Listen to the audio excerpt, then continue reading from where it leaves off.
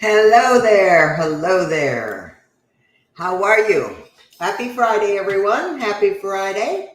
Give me a moment to click some buttons here and get us underway for this Friday. We are continuing our journey on 101 ways to make money in real estate. That's my famous last words, right?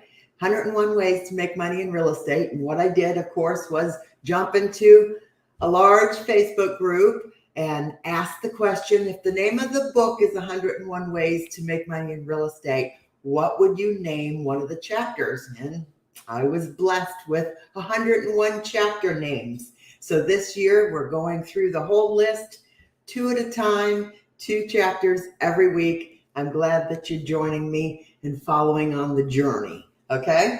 All right, so I'm going to give just a minute for a few people to join us. I'm a little discombobulated these days. Our spring market is kicked in and, we're getting busy, right? So I've been a little off my game the last couple of weeks as far as getting my emails out the door and getting the blog post up and running. And I feel like I'm about to tear up here. Okay. Hopefully I don't have stuff all in my face. Okay. All right. We're going to get started today with chapter number 13. Stop comparing yourself to other agents. Now, how is that going to help you make money? How does that help you make money in real estate? Well, we said in the beginning, if it helps you save money, it helps you make money. So let's just talk about comparing yourself to other agents, since I'm just on the fly here with these chapter titles, trying to come up with, the reason or how you can make money. Of course, not comparing yourself to other agents. Now, I see this happen all the time, where agents they look and they see, what someone else is doing. And I've done this myself, where I have watched an agent have a particular process or service and, a method to their madness, a way to generate their business.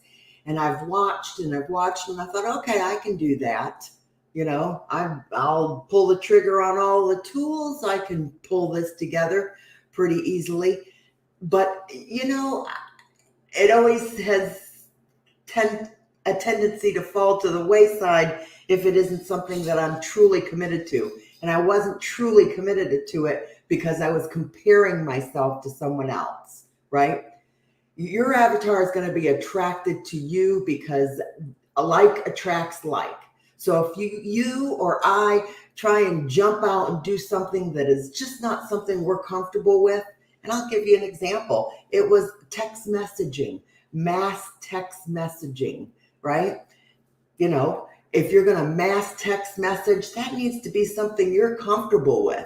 That needs to be something that you can be responsive to. It's not for me. I'll be honest with you. It's not for me. Okay. So that was one element where, I had to stop myself from comparing myself to someone else. Just because this worked for them, right, doesn't mean that it's going to work for me. And that means you've got to think through that entire process and make sure that you're investing in finding grooves and finding your lead generation groove that's going to work for you. Okay? Because not all lead generation works for everyone. Okay? All right. So chapter 14, invest in multifamily property, right? Absolutely. Now, I'll be honest with you. This is something you really need to do when you're in your growth mode. When you are 35 to 55 is when you're going to want to really jump out in there and make a name for yourself in your career and in your investment portfolio. And multifamily property is absolutely, a great thing to consider. Now, when I was in growth mode, I elected to jump into the REO world, right? I did dabble a little bit with commercial.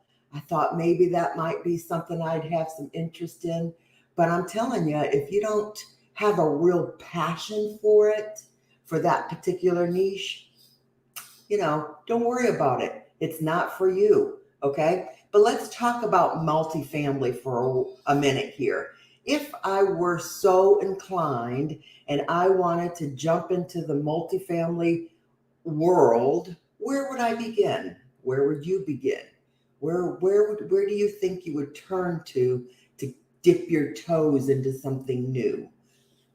Let's share screen for a little bit. I'll show you a little bit about what I would do. I'm sure it isn't anything unique or, um, the first thing I would do if I were to jump into the multifamily world, I would come onto Facebook and I would search groups.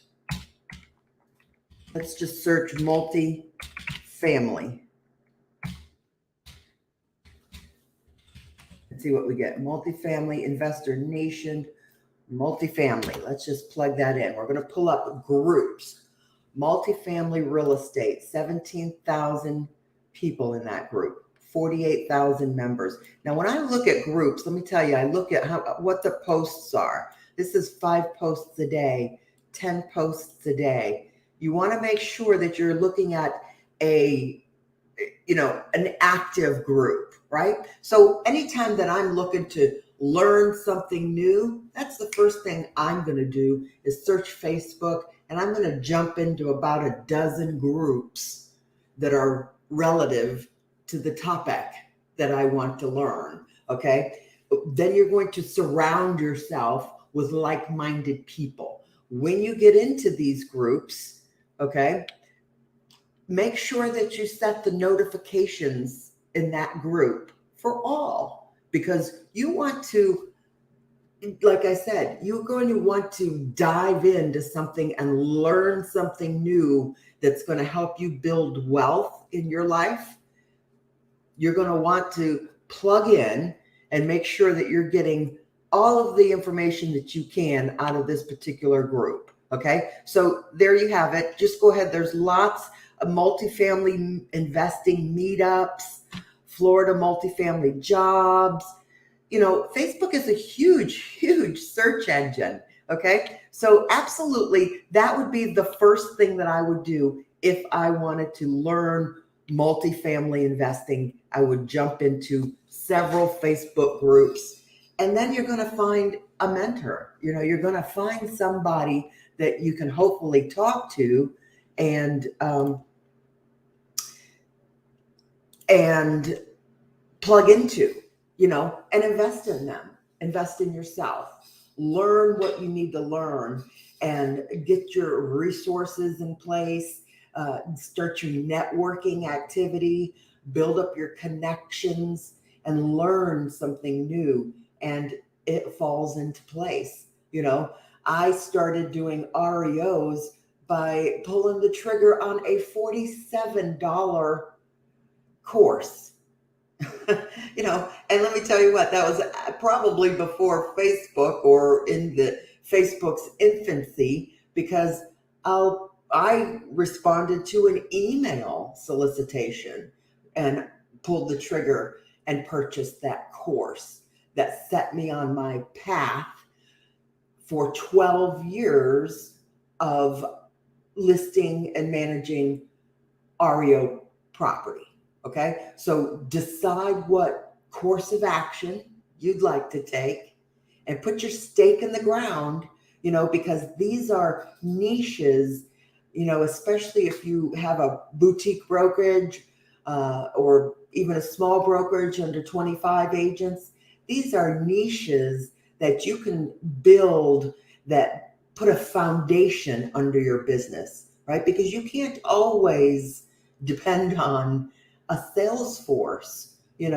Moving forward, boutique brokerages need to be very careful how dependent they are on their sales force, and make sure that you're building out maybe a property management portfolio, something that's got residual income, something that's going to hold up your four walls during a recession, right? Because you're not going to be able to depend on a sales force that can produce enough sales because there simply isn't enough.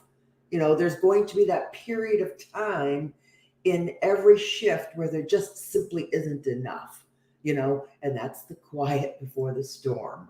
All right. That's the quiet before the storm. In every gray cloud, there is a silver lining, and there is profit and opportunity in every market.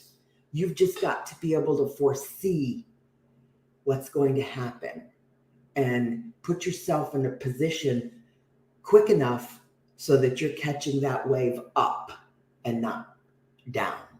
Okay? All right, so let me know if you've got any questions or comments. Absolutely feel free to drop them in the comments here. Again, just to recap, we've got 101 ways to make money in real estate. It doesn't have to be selling or listing real estate. There's 101 ways that you can diversify yourself and create multiple streams of income. Now, of course, you're not going to dabble in all 101, right? All you need to do is find 5 or 6 that you can really, really put a stake in the ground and invest your time and energy and commitment to. All right? Okay?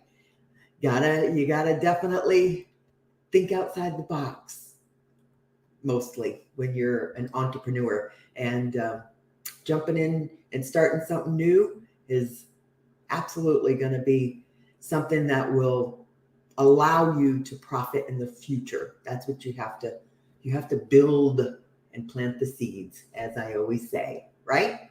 Okay, chapter 13, stop comparing yourself to other agents. You know what I mean? Don't do that. It's going to hold you back. Chapter 14, look at investing into multifamily properties. I've bought a duplex or two, but that's about it, to be honest with you. Multifamily isn't something that has always sparked my interest or my passion, but if it's yours, go for it. Okay? I'll talk to you later. Bye-bye.